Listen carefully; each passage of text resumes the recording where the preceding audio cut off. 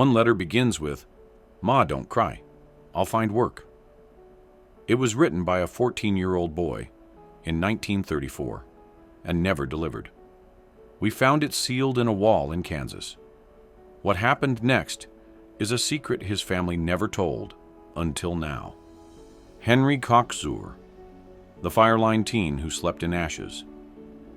His name was Henry Coxour, 16 years old, from Hammond, Indiana. His father was out of work, his mother sick, so Henry did the unthinkable. He left home with 35 cents in his pocket to fight wildfires. He wrote this letter in 1934, recalling the moment he signed up with the Civilian Conservation Corps, a teenager working 18-hour days for 20 cents an hour. This is what he said. "We started to build fire trails from the top of the mountain to the bottom, digging them 6 feet wide by 1.5 feet deep. It took 20 men 3 weeks to build a fire trail 2 miles long. One day, the wind turned and blew the fire across our trail. We had to run for our lives." Imagine that, barely a teenager, and already outsmarting a firestorm with just a shovel and a wool blanket. After 30 days of that kind of life, I got paid and quit. I had $24 in my pocket. On the way home, a railroad cop came up to me and said, "Let me see your money." I showed it to him, and he said, "You can keep $4. I'm going to take the rest to keep it from getting stolen." He gave up the only money he'd ever earned to a man in uniform robbing the poor on railroad tracks. It wasn't rare. During the Great Depression, over 250,000 teenagers like Henry rode freight trains in search of work. Many were swindled, starved, or jailed without cause. Henry goes on, "When the train stopped, there were 50 of us. We outnumbered the bulls. We took back the train and rode it all the way to Kansas. They were boys, becoming men in fire-blackened boots, learning survival in a country that had none to spare." Irving Stallet, a boy, a loaf of bread, and a boxcar. Irving Stallet was only 17 when he mailed this letter from a rail yard near Tulsa. He had left his family in Cleveland behind after months of watching his father waste away from hunger and pride.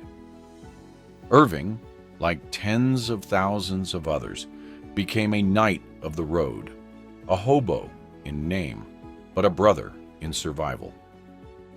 This letter, dated October 2nd, 1933, wasn't addressed to anyone. He left it tucked under a plank in a boxcar, like a time capsule. It was found 41 years later, during demolition. October's cold tonight. The wind bites through this coat like it's paper. We stole bread from a back porch, but gave half to a man who looked worse than us. He said, "God don't count what's stolen, only what's shared." In 1933, the U.S. unemployment rate was nearly 25%. In cities like Cleveland, it soared past 40%. Soup kitchens ran dry by noon. Bread lines stretched city blocks. Families split so there'd be fewer mouths to feed. And boys like Irving became shadows across rail lines, riding hundreds of miles in the dark just to earn 10 cents or one good meal. There's 6 of us tonight in this car. 3 have blisters from walking through gravel barefoot. I gave one my socks. I've got 1 dime left. If I make it to Amarillo, I'll find work, maybe a floor to sleep on. If not, then someone else can use this letter for kindling. A dime. That's what his hope was worth. And yet he gave away food, socks, warmth, because dignity wasn't measured in dollars anymore. It was measured in decency. Letters like Irving's weren't meant to survive, but somehow they did. And what they tell us about fear, about giving, about holding on to the good in ourselves might be more valuable now than ever before. Gene Wadssworth. When Jim fell, Gene Wadssworth was 17 when the Depression took everything. His home, his parents, and nearly his will to live. He left Idaho with a bedroll, a photo, and a boy named Jim, who wasn't really his brother, but close enough. It was 1932, and rail riding wasn't a choice. It was the only option. An estimated 250,000 teenagers became hobos during the Great Depression, chasing rumors of jobs, warm meals, or just safety. Gene and Jim rode cold steel cars from Boise to Billings, sleeping in switch yards, dodging the bulls, the railroad detectives who'd beat you with clubs just for catching a free ride. They became each other's whole world. Then came the morning near Rock Springs. We'd been sleeping on a flat car near the yards. The fog was so thick you couldn't see your hand. Jim said he'd help couple the boxcars for a few coins. I told him to wait. Gene watched from the shadows as Jim stepped between two rail cars. The engine jolted before the pin locked. There was a noise, like a sack of grain dropping hard. Then silence. Jim never screamed, just folded. Gene crawled to him, hands trembling, grabbed Jim's hat. That hat he wore for 3 more years. From then on, I was a loner. That year alone, over 1,200 rail yard deaths were reported. Mostly untrained boys like Jim. That boxcar didn't just take Gene's friend. It took his trust. From that moment on, he walked alone. Through Wyoming's plains, Montana's cold, even into adulthood, he never rode with anyone again. Norma Harper, ginger snaps and jackrabbits. Norma Harper was 18 when she married her childhood sweetheart, Frank.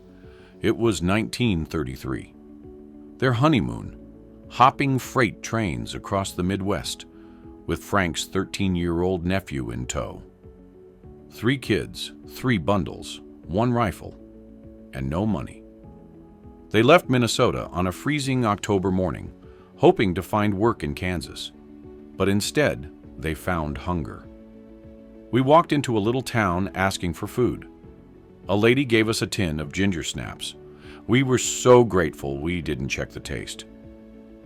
Inside the cookies was a sharp sting, kerosene. The tin had been reused from a gas stove. Norma vomited. So did the boy. They slept that night under an overpass, wrapped in newspapers. That winter was brutal. Blizzards swept across the Midwest, killing livestock and freezing entire towns under snowdrifts. Once, a railroad detective caught them sleeping in a gondola car. Norma expected a beating, but instead he handed her a piece of bread and said, "Keep your head low." Next town's cruel. That stew was the worst thing I ever tasted. She later wrote about one family who offered them a meal. But we smiled and ate every spoon. Once Frank managed to shoot a jackrabbit, a small miracle in those barren plains. But as he bent down to grab it, a hawk swooped down and snatched it midair. It would be 2 more weeks before Norma tasted meat. The next rabbit they cooked in an old oil can under a bridge outside Emporia. Even the hawks were starving, but kindness came from strangers and from sheer grit. Norma would later say she never feared dying, but feared forgetting what it felt like to be that hungry and still be shown grace. Donald E Newhauser, A Boxcar Boy's Christmas. Donald E Newhauser was 19 years old, a kid from Gary, Indiana, with nothing but a rucksack, a harmonica, and the kind of work ethic that only comes from hunger. From 1935 to 1938, Donald rode the rails through 6 states, harvest to harvest, orchard to orchard, picking apples in Yakima and sorting potatoes in Butte. He sent every dime back to his mother and 2 sisters. But one night in December, Christmas Eve, 1936. He found himself alone on a frosted stretch of track just outside Missoula, Montana. I didn't have a soul near me, just the steam of the engine and the sound of snow on metal. He climbed out of the boxcar to stretch his legs and saw it, down the hill in the valley, a faint golden glow from a farmhouse. In the window, a Christmas tree, literature decorated, alive. He froze. I remembered the peppermint sticks Ma would hide in our boots, the clatter of plates, the radio humming carols. He cried, not loudly, not dramatically, just tears streaming down a soot-covered face in 12-degree air. That night, Donald didn't sleep. He sat beside the boxcar, harmonica in hand, and played to no one. He'd survived a fall from a train, a blistered foot infection, and a near-fatal fever in Kansas. But that glowing tree, that symbol of a life he no longer had, was the thing that finally broke him. I knew then I wasn't a boy anymore. That boxcar had made a man out of me, but it also made me miss the kid I used to be.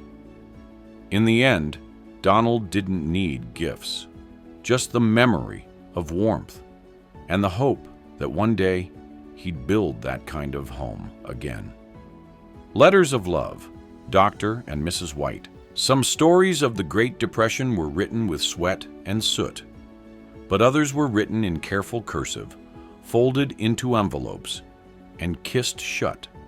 In the spring of 1935, a young doctor named Joseph White from Springfield, Missouri, wrote to a nurse named Clara Livingston in Salem. They had met only briefly during a community health visit, but something had clicked. He was 28. She was 24. What followed was a year of letters, dozens of them, each one laced with hope, charm, and the kind of optimism that defied the decade they were living in. Dearest Clara, I have called a meeting of the Board of Directors, my heart, and it has unanimously decreed you are the only one. Clara responded with wit and warmth. Joseph, this is a chronic condition for which I hope there is no cure. They wrote through dust storms and outbreaks, through days when their patients couldn't afford aspirin, and nights when they treated entire families for a bowl of soup. We had 6 children with scarlet fever and not a cent to spare, Clara wrote in one letter. But the oldest girl gave me a peach pit necklace. That was worth more than gold. They finally married in 1936, with no ring, no honeymoon, just a borrowed chapel and borrowed shoes. And they stayed married for 61 years. Even when Clara had arthritis and couldn't move her fingers, their granddaughter wrote later, she still laughed at his corny jokes. She'd heard everyone. In a decade of hunger, debt, and dust, love was still scribbled out in ink, sealed with hope, and carried through wind by the U.S. mail. What these letters really say. They didn't have money, medicine, or even roofs some nights, but they had grit, they had letters, and they had each other.